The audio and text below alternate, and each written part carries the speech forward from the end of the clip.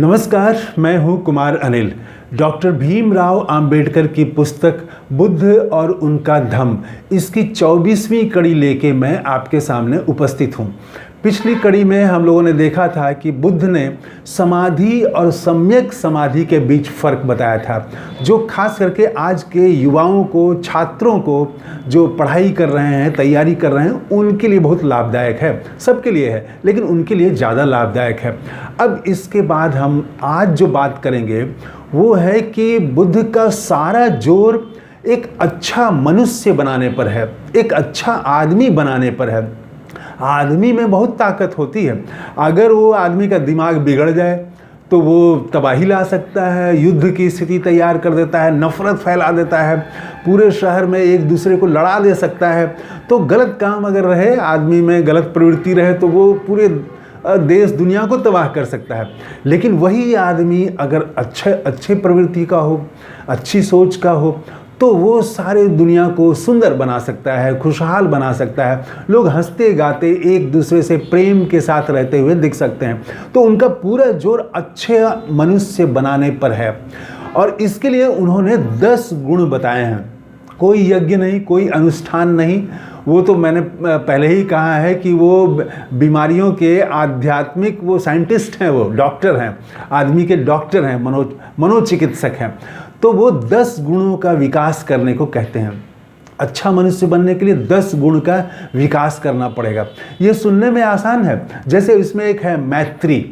तो वो लगेगा कि मैत्री तो बहुत सिंपल बात है, मैं तो अपने दोस्तों के साथ खूब अच्छा व्यवहार करता हूँ, मेरे यहाँ जो भी आते हैं मैं उनको चाय पिलाता हूँ, हंस के बात करता हूँ, और क्या, मेरे तो बहुत सारे दोस्त हैं। नहीं, मैत्री सिद्धांत को जब आप देखेंगे आगे, बुद्ध का जो मैत्री सिद्धांत है वो थोड़ा कठिन है, आसान नहीं है।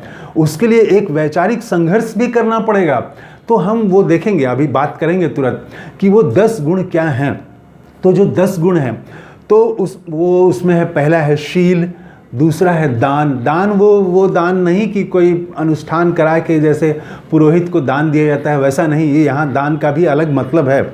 तीसरा है उपेक्षा, चौथा है नैष्कर्म्य, पांचवा है वीर्य, छठा शांति, सातवां सत्य, आठवां अनुष्ठान अधिष्ठान, और नौवां करुणा, 10वां मैत्री।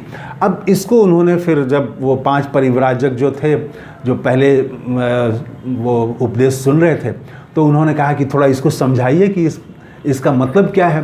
तो फिर बुद्ध बताते हैं कि शील का मतलब है कि अच्छे गुण का आप विकास करें, कोई भी अच्छा काम करने में आपको खुशी हो।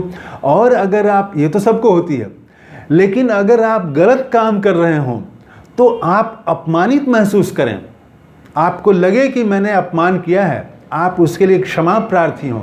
ऐसा नहीं कि गलत काम करने के बाद 2 समुदायों के बीच नफरत फैला दिया, आपने गलत काम किया और उसके बाद भी सीना तान के आप खड़े हैं। तो ये शील नहीं है। शील है कि अगर आपकी किसी बोली से समाज में नफरत फैल रहा है, 2 तरह के लोग, 2 समाज के लोग आपस में लड़ने को उतारू हो जा रहे हैं, तो आपको माफ़ी मांगनी चाहिए। आपको अफसोस होना चाहिए कि आपके बयान से, आपके कार्य से, आपकी इस सोच से नुकसान हुआ समाज को। तो शील। दूसरा है दान। दान में बुद्ध कहते हैं कि आप जो है अपनी संपत्ति, अपना खून और अपना शरीर का अंग, यहाँ तक कि प्राण भी आप जो है दूसरे के लिए देने को तैयार रहिए, अच्छे काम के लिए देने को तैयार रहिए, और बदले में पाने की आशा मत रखिए, या बदले में कुछ पाना है इसलिए आप किसी को ये दान मत करिए। आप ब्लड डोनेशन करते हैं, कोई भी किसी को मदद करते हैं, आप कोई संकट में है तब मदद करते हैं, तो फिर वो बदले में उससे कुछ लेना है, कुछ और हमको कल फ़ायदा होगा, ये सोच के न करें। ये दान हो गया। वीर्य। वीर्य का मतलब है सम्यक प्रयास, कि आपने जब एक बार निश्चय कर लिया किसी चीज़ का कि ये काम हमको करना है, ये परीक्षा देनी है, या ये हमको कोई अच्छा काम स्कूल बनाना है गरीब बच्चों के लिए, तो आप उसके लिए पूरा प्रयास करें, एकदम अधिकतम प्रयास करें आप। तो ये है वीर्य। शांति यानी शांति। तो इसका में देखिए, शांति तो लगेगा कि ये भी सिंपल बात है, लेकिन इसमें बुद्ध ने जो कहा है वो भी नोट करने वाली बात है। उन्होंने कहा, बुद्ध ने कहा कि घृणा का जवाब घृणा से मत दीजिए, घृणा का जवाब प्रेम से दीजिए। आप कोई आप पर नफरत भरी बात आपको बोल रहा है, कोई आपको गाली दे रहा है। संसद में आपने देखा राहुल गांधी पर पूर्व मंत्री ने टिप्पणी कर दी, संसद में, लोकसभा में टिप्पणी कर दी कि जिसके खुद माँ बाप का पता नहीं वो जाति गणना की बात कर रहा है। ये एक तरह से माँ और पिता को गाली है, उस व्यक्ति को गाली है।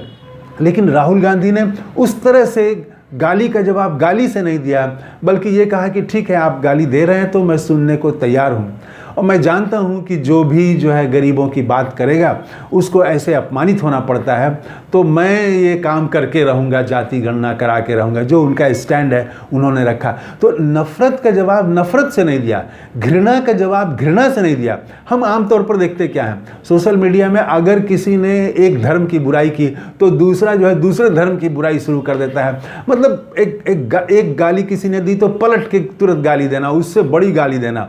तो घृणा का जवाब घृणा से न दें आप।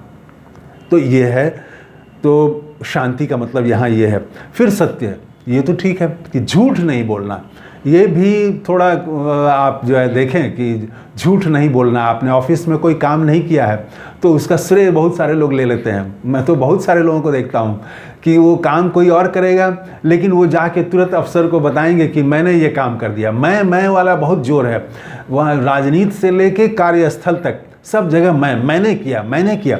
लेकिन वो वो आप जब गौर करेंगे तो बहुत सारे लोगों का योगदान है। वो हम नहीं बोलते हैं, मैं बोलते हैं मैंने किया। और अगर बुरा नतीजा हो जाए, उसका परिणाम खराब हो जाए, कोई योजना फेल हो जाए, तो कोई फिर मैं कहने को तैयार नहीं होता है। सब कहेंगे कि सामूहिक जिम्मेवारी है।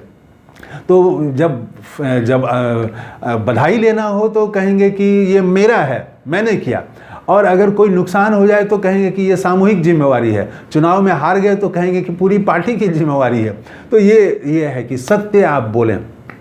उसके बाद मैत्री, जिस पर मैंने शुरू में कहा, तो ये मैत्री जो है, बुद्ध कहते हैं कि न सिर्फ आदमी के साथ बल्कि वो कोई भी जीव हो सबके प्रति मैत्री भाव रखें। यहाँ तक भी ठीक है। वो आगे कहते हैं कि मैत्री सिर्फ जो है वो मित्र के साथ ही नहीं, दुश्मन के साथ भी मैत्री भाव रखें। ये बड़ा कठिन है। आप देखें कि भारत के लोग जो हैं वो नेपाल को तो कहें कि अच्छा है, लेकिन पाकिस्तान को उससे मैत्री भाव रखना बड़ा कठिन है, उसको दुश्मन देश मानते हैं। हालांकि मैं समझता हूं कि पड़ोसी देशों को दुश्मन देश मानना ठीक नहीं है।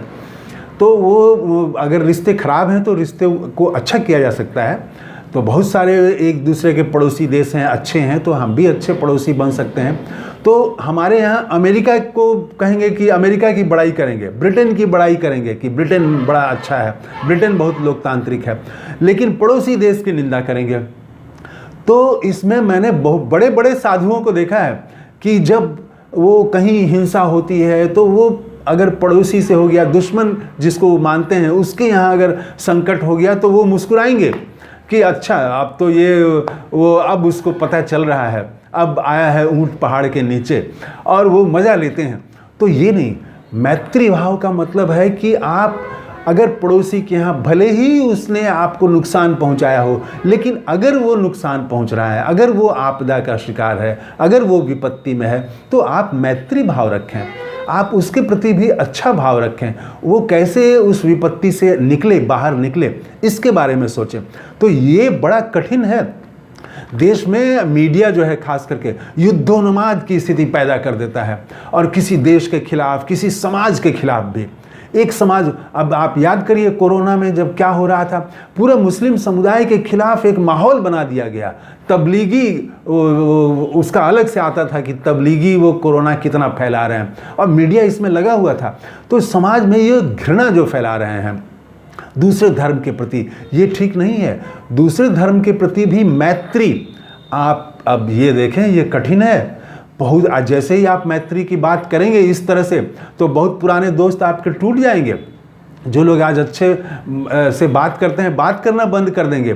तो मैत्री, वो सचमुच में मैत्री, वो घृणा वाले लोगों को किनारे करिए। सत्संग जो है वो ऐसे ही लोगों से करिए जो सचमुच में मैत्री भाव रखते हों, न कि वो दूसरे धर्म, दूसरे विचार। मणिपुर में देखिए फिर से हिंसा शुरू हो गई है, तो मणिपुर पर हम नहीं बोलेंगे तो ये क्या है भाई? तो मणिपुर पर भी चिंता करनी चाहिए।